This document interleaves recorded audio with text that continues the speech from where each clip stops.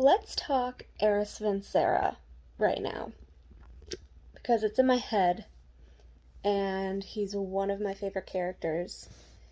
And my opinion on him ranges from fairly common to very uncommon. And I'll tell you why. First of all, first point I want to make is that I know some people see him as a villain. That I will never understand because we are given all the clues and all the quotes from ACOTAR to ACOSIF that he just puts on an act in front of his brothers and Baron.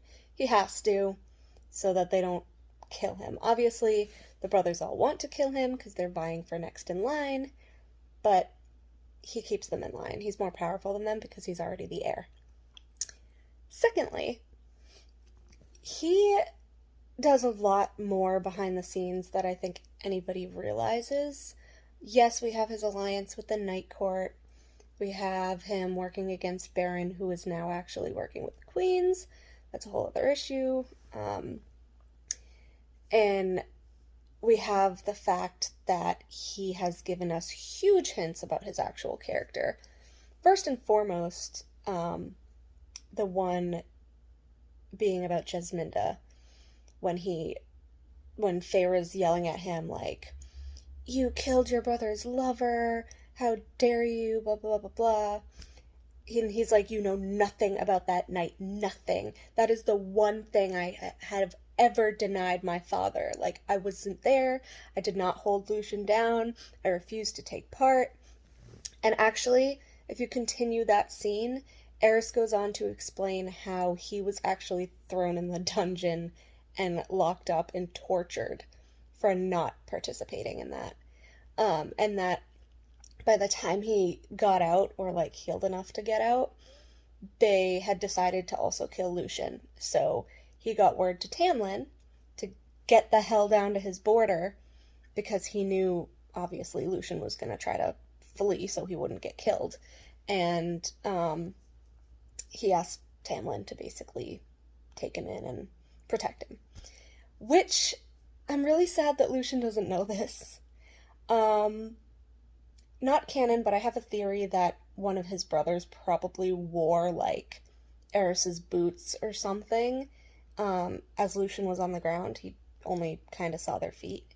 And that's why Lucian thinks that Eris was one of the ones that held him down.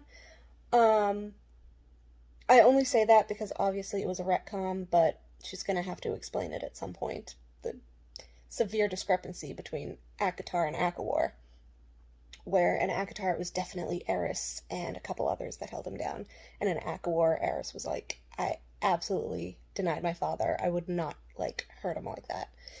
So, I believe Eris, on that point. And another hint about him not actually being a bad guy or a villain, the whole situation with Moore. I mean, can we all collectively agree that Moore is just a lying piece of shit at this point? Please. I reread parts of ACOWAR and ACOFAS last night for fun, because that's what I do. And during the High Lords meeting, it's just so obvious that he was putting on an act. Obviously, he's in front of Baron and his brothers. But even during that meeting, like, he was shielding his mother with his own body, like, he was trying to get his father to accept that Fabane is actually really dangerous, and was trying to convince them to take Nuon's antidote, which I'll actually get back to because I want to talk ships later. And also how he says later on in I think it's ACOFAS or ACOSIF, where he says, "Don't believe the lies they tell you about me. She knows, but she has never revealed the truth," which I think is kind of funny for the speaker of truth. Yeah, basically Moore is lying about the whole context around what happened to her and with Eris back in the day. I did read her flashback about what happened to her because I didn't remember all of the details. Like, I remembered most of the details, but I didn't remember all of the details. And Eris actually asks her, even in Morrigan's flashback, in her POV, during the flashback, Eris asks her, I don't believe you would want to be trapped here, would you, Morrigan? As she's, like, nailed and hurting or whatever on the border. And obviously she doesn't say anything. Obviously he knows she wouldn't want to be trapped with Baron. She would leave Kier just to be trapped with someone equally as horrific with Baron. And Moore says herself, like, if he had touched her, according to Autumn Court law, she would then be his property because she was technically still his fiancée. So she would have been stuck there. She even also says that Baron would have tied her to the marriage bed, which, horrific. So Eris had to put on an act in front of Baron's guards. Baron's guards were there in the flashback. They were the ones trying to get him to, like, touch her and help her. And Eris knows the law of his court. Like, he's been training as the heir probably since birth. He's like, don't touch her, don't touch her, don't touch her. No one's gonna touch her, blah, blah, blah, blah, blah. And you have to remember that these are Baron's guards. They're going to report back to him whatever happens, whatever is said. The same with the brothers. So Eris couldn't be all sweet and kind to her in front of them because they would have just told Baron. So he had to, like, keep up that mask and be this, like, say this horrible, like, oh, she's Illyrian fucking leftovers or whatever. Every time he has a major, like, douchebag quote, horrible person moment, it is in front of people that will report back to Baron. And I don't get how people aren't seeing this. Every single moment. During the High Lords meeting, when he calls her a slut. In Moore's flashback, when he calls her Illyrian leftovers, and she's she's on the border, and he's in front of Baron's guards. Or just shit like that. It's, like, always in front of people that will report back to Baron, or in front of his brothers. Even with Feyre and Lucian, when he tried to attack them and drag them back to Autumn in ACOTAR when they're fleeing Spring, he doesn't even use his full power. Like, he's clearly pretending that entire time, because his brothers are there. And obviously, they would report back to Baron because they're little fucking twat waffles. And Feyre even says, in her point of view, after Eris, like, binds her hands and feet and gags her with fire or whatever, she says, I knew that it would burn if Eris willed it. So she knows that he's not using his full power on her.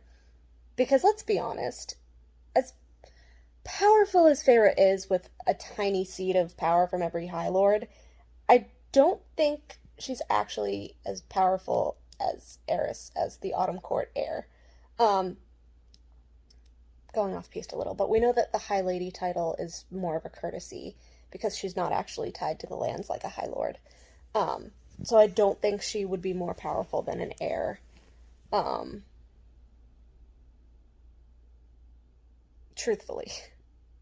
Sarah J. Maas obviously doesn't think that way, so she made her more powerful than Baron in the High Lords meeting, which makes absolutely no fucking sense to me. But that's just me. Anyway, back to Eris. Yeah, he didn't burn her because he basically helped her get away from him because he wasn't actually burning her. He let her fucking, like, elbow him in the nuts, and he let Cassian stab him, all for this act in front of his brothers because they're the worst people in the world. And it just hurts me that Lucian can't see this because, first of all, he has a magic eye. Not that it's a ward or anything, it's just Eris pretending. But Lucian is so smart, and it's like he can't physically connect the older brother that works for Baron with the older brother who's lies underneath like all of that abuse and poison. And I kind of get it because he hasn't been in Autumn for what, like 3 centuries now. He was like very young when he was in love with Jasminda. So he's been in Spring for like 3 centuries if he's like 450 years old. But yeah, it just sucks that he can't like see that Eris actually cares about him. And I fucking hate that he doesn't know that Eris was the one that actually saved him and told Tamlin to save him at the border. I hate that so much. I do want them to reconcile in the next couple books. Once Baron is dead, I want all of this truth to come out and them to be like sweet brothers again. That's what I want. But yeah, I didn't write any of this down. I'm just going by what was in my head, and I'm trying to remember everything. I'll probably forget some points, but whatever. But yeah, every time Eris does something like super douchebaggy, it's in front of people that will report back to Baron. So he's not actually a bad person. He says this, don't believe the lies they tell you about me, and he proves time and time again that he's not a bad person. We get the scene in Akasif where he dances with Nesta, and it's kind of like their fire is kind of like kin. He's very impressed with her, and Rhys knows shit. Rhys knows now, if he didn't before. That's kind of questionable. But Rhys at least knows now the shit, not all of it, but at least some of the shit that went down between Eris and Mor, because Eris had to let him look in his mind to portray that he was actually trustworthy enough to form an alliance with. I don't know if you guys remember that scene, but he lets Rhys look in his mind, and yeah, Rhys sees something and he trusts him. In regards to Mor, and Mor's all pissed because Rhys had made that deal with the Court of Nightmares that they could come to Valaris, and she's terrified and she doesn't want that to happen. Anyways, Rhys gifts Eris Nesta's maid dagger. Why? Nobody knows. Even Cassian is super pissed off at this. Like, why does he get her maid dagger? Blah, blah, blah, blah, blah. But in that scene, if you read it over, there is both Rhys and Feyre talking to Eris in code about his father. About how the maid dagger can kill anything with one blow, and how he should use it well for protection. And that is obviously about Baron. Obviously about, like, killing him if need be. And I love that because it's, like, the one time that I really see Rhys and Feyre, like, don't kill me for this, but actually, like, fucking caring about someone other than themselves. Like, I wouldn't say that they, like, care about Eris, but they don't want him dead. At the very least, he can't die because of their alliance. They need him in their corner to fight Koshi and the Queens. So at the very least, they want to protect him from Baron, because Baron is worse than Eris, let's be honest. I know I'm jumping all over the place, but I keep remembering stuff. But back to Eris and Mor. When Eris gets attacked by Azriel and Akawar, Mor is pale and shaking. Like, if they really truthfully hate each other's guts, why wouldn't she be, like, laughing or, like, smirking? Because that's part of their lie. That's part of their whole thing. I wholeheartedly believe that Morrigan and Eris are mates. Keep in mind you can only reject your mate verbally.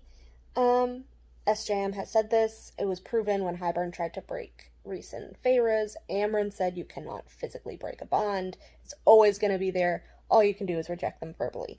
I believe Eris knew that Mor preferred females, and I believe Mor told him this so he wouldn't marry her, because neither of them would want to be stuck in a relationship that it just wouldn't work and would be awful. They both have parents like that, and they did not want that for themselves. So I think this was all part of their plan. I do think that Eris knew that she was going to sully herself. He had to have known, because that, honestly, even though it's gross, in Prythian, the way that it works is like they needed to come up with a way to stop the wedding. And the only way to Baron, because he's a disgusting, vile person, would be if his son's wife was sullied by a lesser fae, brute, or whatever. So, Mor trusted Cassian, and so she did all of that, and the whole thing happened in front of Baron, where it was told what she did, and Eris had to put on that act that I'm pretty sure they planned, where he was like, I don't want fucking Illyrian leftovers, blah, blah, blah, blah, blah, I'm not marrying you. Like, they had to put on a big show so that Baron wouldn't force them to get married. Otherwise, as Mor said, he would have tied her to the marriage bed. He would have forced it. Regardless of what Eris wanted, regardless of what Mor wanted, Keir and Baron would have forced it. So they had to come up with that. So at the High Lord meeting, when she's shaking and she's pale, that Azriel is literally sucking the life out of him, I think it's because of their bond. Because mates physically cannot help, like, how they feel for their mate, even if they want to hate each other. Like, they physically can't help having that reaction when one of them is being hurt or whatever, as we see with Rhys and Feyre under the mountain. But they're definitely verbally rejected mates. Even after that, when they're talking about Eris, and Azriel's like, oh, sorry, but he doesn't really mean it, Mor is still shaking. She is still pale. And this is, I don't know, maybe an hour or whatever after the fact. It's before they all go to, like, their hotel rooms in the palace or whatever. Their guest rooms in the palace. But she's still, like, the lingering effects of, like, her mate almost dying is still affecting her. And I find it odd that, like, Azriel doesn't see that, and Cassian doesn't see that, and, or whatever. And that's when I began to think that what Rhys saw in Eris's mind was that they were rejected mates. Because he doesn't bring it up, and he barely passes a glance at Mor, as if everyone's trying to avoid it. And then when Vivian, I love Vivian, but when Vivian goes, yeah, Eris is a piece of shit, blah, blah, blah, blah, blah, Mor doesn't say anything. She's always the first one to pipe up, like, oh, he's a fucking bleh, bleh, bleh, because it's part of their act. I don't think they actually hate each other, because they planned all of this, in my opinion. But that's part of the lie that I think she feels guilty about. Because in the flashback where she has the nail driven through her and she's on the Autumn Court border, she says, like, my power of truth did this to me. It is a blessing, but it's also a curse. And I think she actually meant that because she knows that she's putting Eris in danger, by lying about him. At the very least, she knows that she's sullying his name, or, like, defaming him, I guess. And I think she does feel guilty about that. But they have to keep up their act for whatever reason. Because Baron is still alive. Basically, that's what it comes down to. The fact that Baron is still alive. Once Baron is dead, I think all of this is going to come to light. If Baron knew that they were mates, he would still force the wedding. Let's be honest. Eris is his heir. He needs to take over. He needs to have a wife. Um, so Baron would definitely force it if he knew that they were actually mates. Um, there's a part in, I'm trying to think, Akasif. No. Yeah, Akasif. There's a part in Akasif where Cassian is chosen to be the emissary to Jurian and Vasa and Eris, or whatever. Um, for some reason, because Azriel's plate is too full. And obviously, Azriel tried to kill Eris, so that wouldn't be a good idea. And so Cassian goes to the Band of Exiles manor. Moore actually drops him off, because remember, Cassian can't winnow. And then Eris is waiting inside, and Moore kind of notes that Eris is waiting inside. And then, sorry, I'm getting a phone call. I don't know why. Anyways, and then she leaves, like, immediately. And then 5 minutes later, Eris comes out of the house, and he just kind of sniffs the air, and he's like, she could have come in, you know. And I found that funny because mates have a very specific scent for each other. And the fact that both of them scented each other just confirmed my theory that they're rejected mates. And especially the fact that Cassian actually notes it this time, where he says, in his mind, like, not out loud, but he's thinking, like, that's so weird, like, I don't know how he can scent her even though she left, like, minutes ago. And then he also says, like, Moore does that sometimes too, and I don't understand it, it's kind of creepy. And I'm like, bro, you're not putting two and two together? Come on. Like, they're rejected mates. This whole I hate you, fuck you thing is an act because Baron is alive. And Moore doesn't want to tell the inner circle about her sexuality yet. So, and that's connected to the whole story with her and Eris. So obviously they're going to put on an act and hide their mate bond by not being in close proximity to one another, because a mate bond can be scented, remember? I apologize, my groceries were delivered. I forgot those were coming. Anyway, but yeah, Moore and Eris are definitely putting on an act that they hate each other. And we've seen so many different instances of, like, proof that they're actually rejected mates. I talked about the one in ACOTAR when Eris was getting attacked and Moore was all, like, sweaty and anxious and pale and shaking. But there is another one, and I don't see a lot of people talking about this in regards to Eris and how it points to him actually being a good person. But it's the scene where Rhys decides to make some sort of deal with the Court of Nightmares and allows them to come see Valaris. And first of all, I think that's a really shitty thing to do for the cousin you claim to love, and that was a home that literally abused her. Literally drove a nail through her body. Because she didn't want to get married to Eris. But anyways, that's a shitty thing to do on his part. But we see later on that Eris actually was really sweet. So the whole thing with mates is, like, you can't really help but still, like, care about them.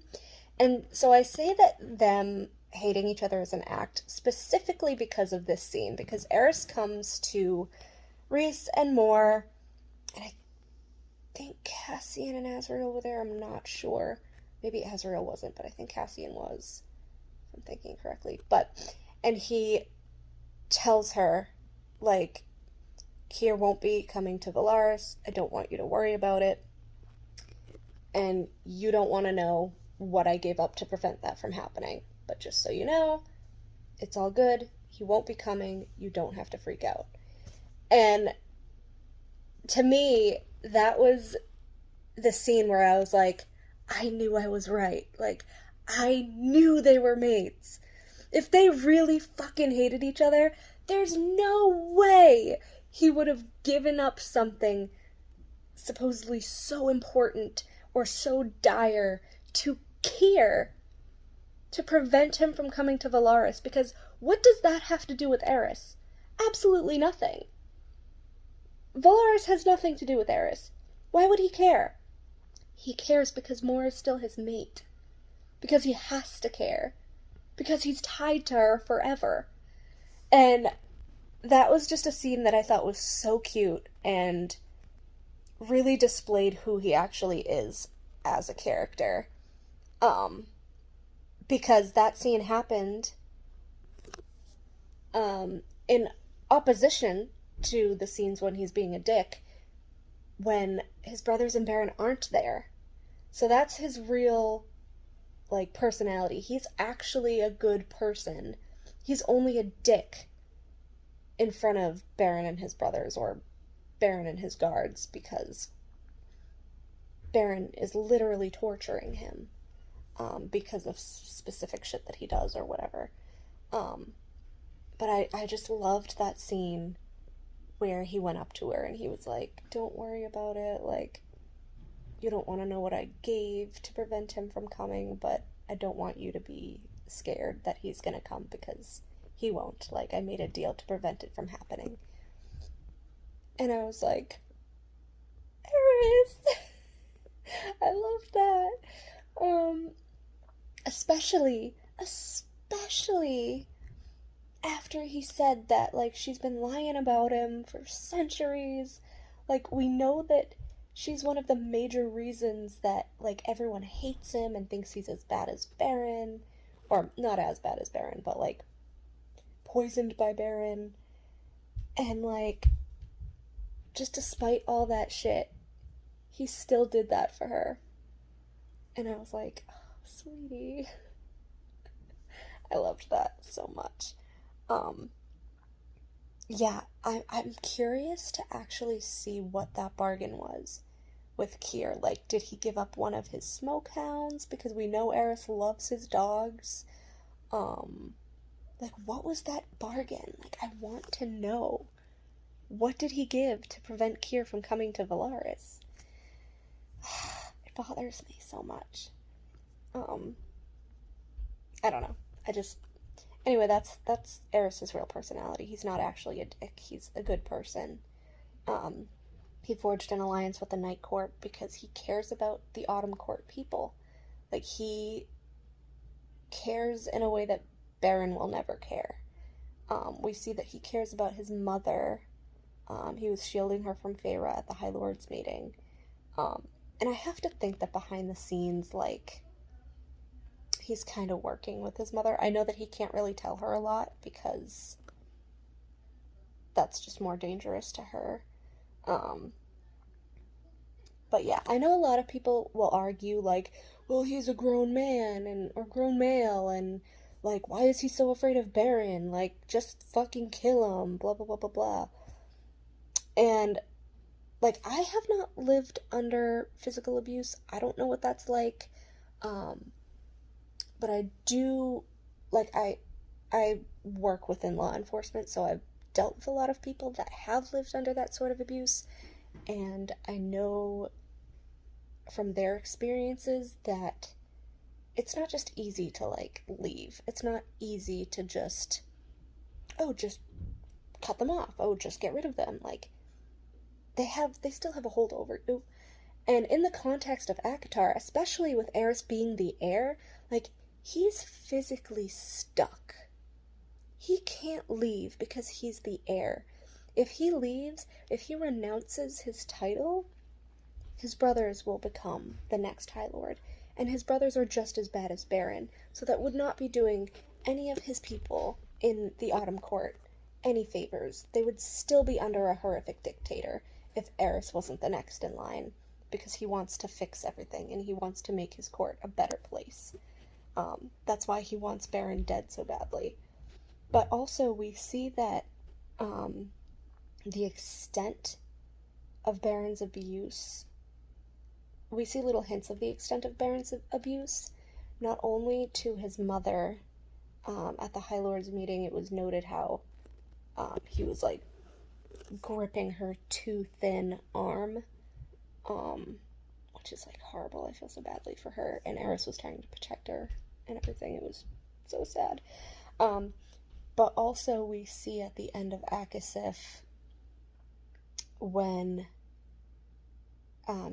when Cassian is meeting up with Eris at the end of ACOTAR, after the whole thing with Eris being captured by the queens and being rescued and returned to the Autumn Court,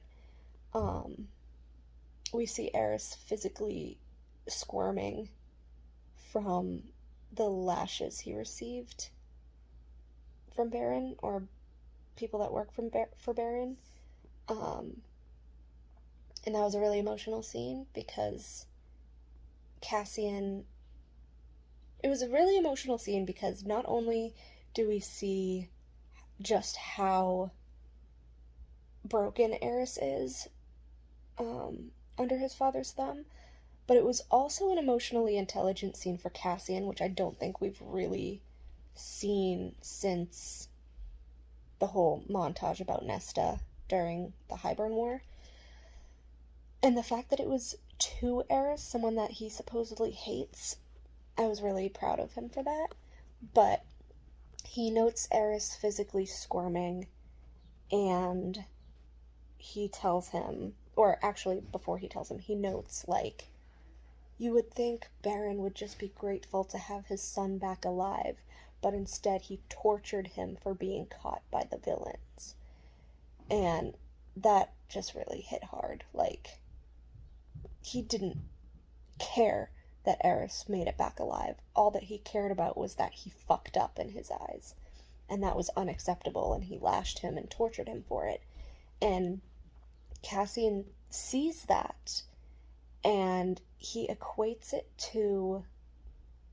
I think not only does he equate it to his mother being tortured by his father and her Illyrian people, but I think he also sees a little bit of Azriel in that, how he was tortured by his father and brothers and stepmother by being different as well, or by not being what they wanted him to be. And so I did think that was like a really nice, emotionally intelligent moment for Cassian to actually note this and to actually admit, like, as he tells Eris, like, I do think you're actually a good guy, like, under all this shit and poison that you have to live with. Like, I see you, and I know you're not a bad person.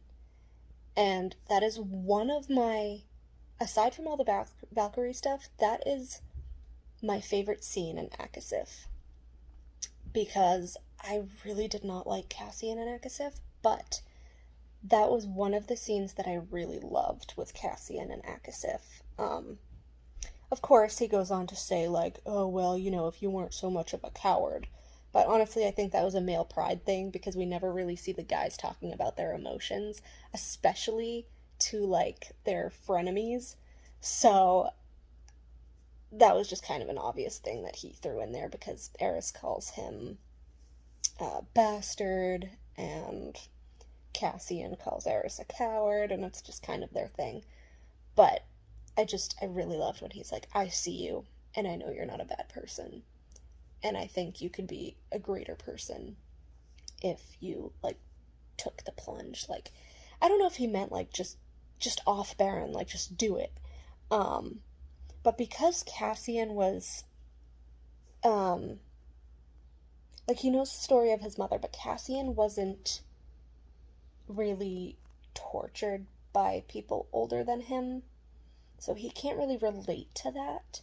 Like, yes, he was bullied in the Illyrian camps by other Illyrian kids, but he was not tortured in the way that his mother was, or Azriel was, or Eris is. So he can't physically relate to it. So, as I said before, it's not just a matter of just leave, just off him, just like, what are you doing? You're a full-grown person, like, fight back. Like, it's not that easy. And it's even harder a lot of times for men. I know I'm kind of equating this to real life, which is weird, but some of these scenes can be equated to real life. Not all of them, not even most of them, but some of these, like, emotional sort of things can touch on things that happen in real life. And a lot of times, men don't report abuse that they suffer because they see it as weak. So in the context of ACOTAR, Eris even squirming and accidentally showing Cassian that, like, he's suffering, he hated that. Like, we see after Cassian's like, oh, you know, just do something about it, you're being a coward. Eris is all, like, growly and, like, bares his teeth and, ugh, man, which is classic.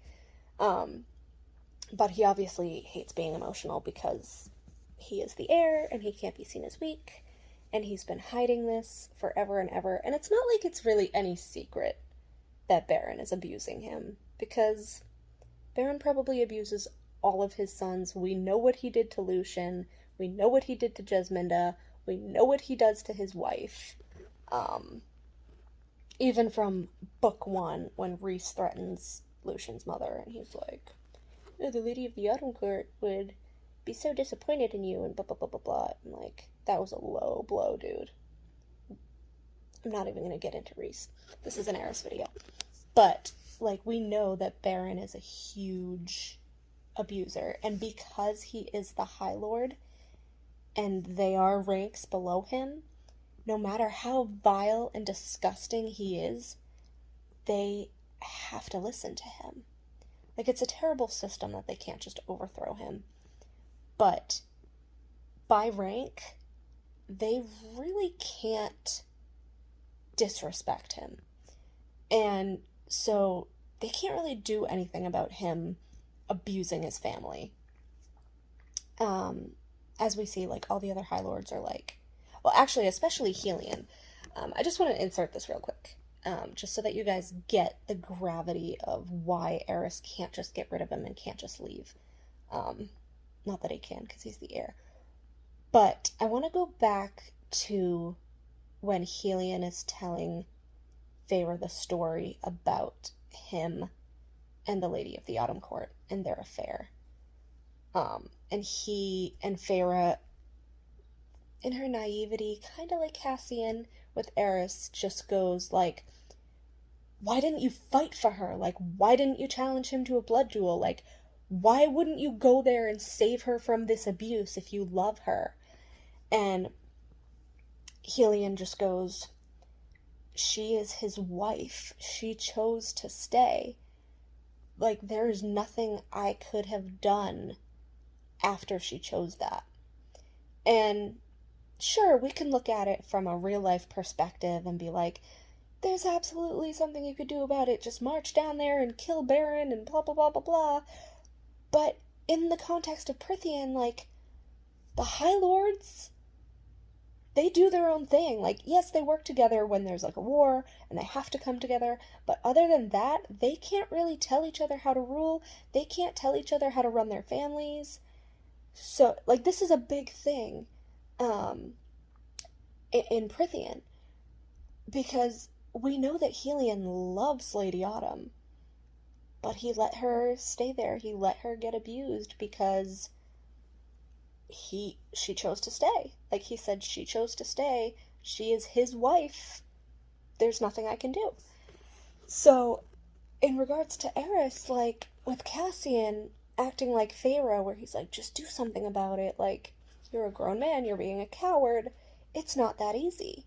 It's not that easy in real life, and it's not that easy in this book, in the context of Prythian. Because, like I said, Eris does not want the Autumn Court to continue to suffer. He actually genuinely cares about his people. Him refusing to kill Jesminda being a lesser fae, just proves to me that he is a good person like Lucian. Like, he doesn't have the same biases as Baron. He refused to kill her. He cares about all of his people. Cares about all of his people in the Autumn Court. And that's why he stays. That's why he endures the abuse. That's why he can't just kill Baron. Because first of all, if he did, technically that's treason, and we don't know the repercussions of that, of just slaughtering the High Lord. You can't just slaughter the High Lord. Like, they're at the very top of the food chain there. They're the one you have to answer to. So if he did, we don't know what would happen. He would most likely lose the title of heir. He would most likely not be voted as the next High Lord.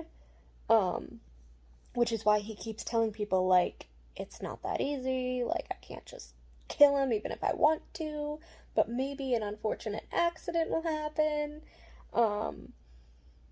Because I'm sure if he got caught, or if one of his horrific brothers, like, knew that he killed him, they would just fight him for the throne, and he cannot risk losing that to one of them, because it would continue to harm the people of the Autumn Court.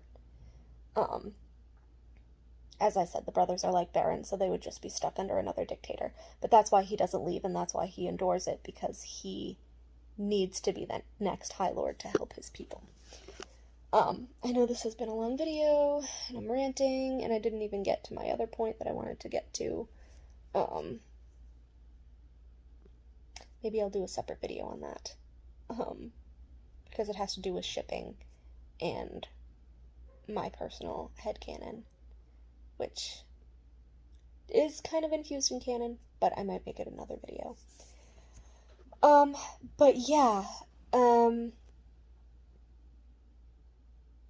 trying to think if there's any other points I wanted to bring up. I did the Eris and Moore thing, I did the Eris and Lucian thing, I did the Eris and Cassian thing. Eris and Nesta. I'm very on the fence about both Nessian and Neris, because, as I said, I'm going to do another video about who I actually ship Eris with, which will never happen, but neither of those are my primary ship for, I mean, I like Nessian fine, it's whatever, it's not my favorite ship, but they're cute, I guess. Neris, I believe, is going to be endgame. I've done a video on how I think Cassian is going to die, and I've done a spin-off video of that one about Nesta's possible future with Eris, if you want to go watch those. But yeah,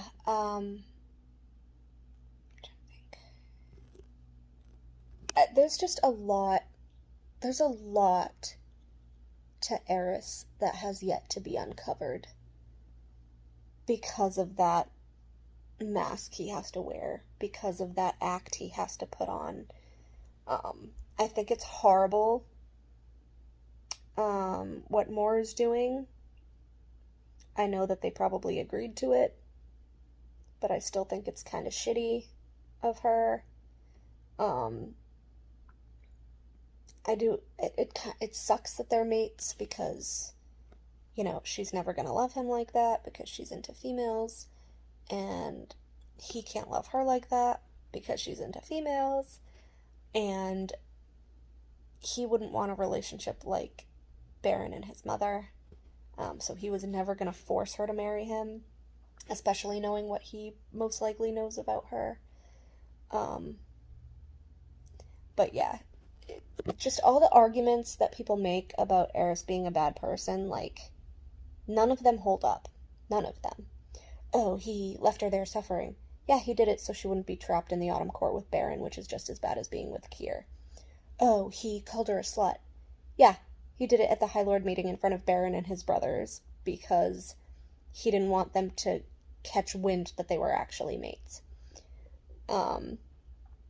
Oh, he called her Illyrian leftovers in her flashback and was horrible, and that's why he said he wouldn't marry her. Yeah, again, because he was in front of his brothers and Baron's guards, so he couldn't act all sweet, or she would have been stuck there still. So it's like the same situation. Every time he's a bad person, It's in front of people that would make their lives a billion times worse, torture them worse, force more into something she absolutely couldn't handle being forced into.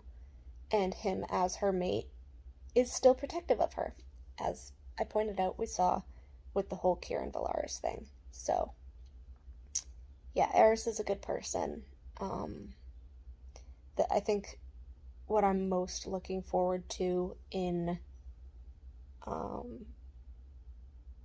I say his book, but it's really Moore's novella, and I believe Eris. I believe it's going to be a Moore / Eris novella, and I think that everyone's finally going to realize all of this.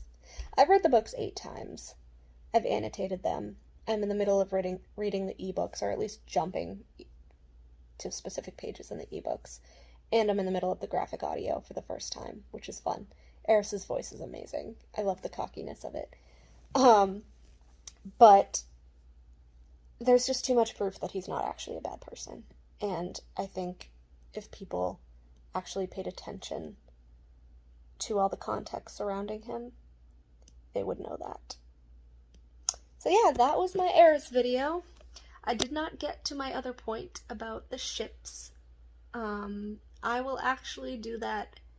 I'll do that in another video. I will do an Eris ships video where I'm mostly just going to talk about my ship, but I get this question a lot on my Instagram. I'm at Books and Writing. BOOKSN writing. I get this question a lot when I post my Eris ship, because people they either don't see it or they don't remember who the female is that I ship him with. But again, that will be in my next video, so enjoy! I know I rambled for way too long, as I do with my videos, but I hope you like the points that I brought up, and I hope that if you do have a friend that doesn't like Eris, that you make them watch this so they can understand, because he's just a sweet person who has been stuck under this horrific, torturous, abusive dictator his entire life, and he has had to forge new personalities to handle different groups of people, and I think that's just really sad, because that he has to do that to protect himself and to secure a good future for his court. And I'm really, really, really, really looking forward to him and Lucien making up as brothers. I think there's probably a lot of really cute scenes of Lucien as, like, a baby or a little kid with, like, adult Eris. I would love, like, I did flashbacks of that in my fic, but I would love SJM to do, like, a cute little baby Lucien flashback with Eris.